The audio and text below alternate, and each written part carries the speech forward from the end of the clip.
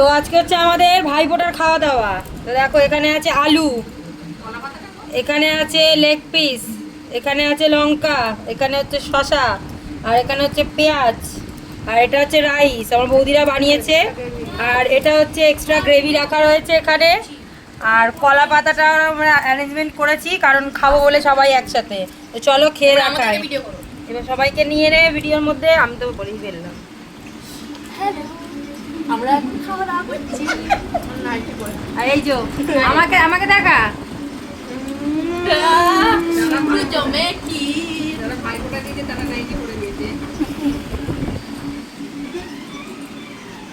সবাই খা, হ্যাঁ দেখা লেগ পিসটা খা। কেমন হয়েছে? চিকেনটা খাচ্ছি। হ্যাঁ এদিক দিয়ে যা।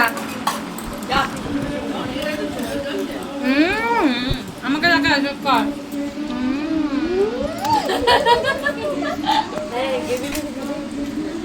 ছোট একটা দমটা বেশি হয়ে যাবে, ওটা বেশি সুন্দর হয়েছে।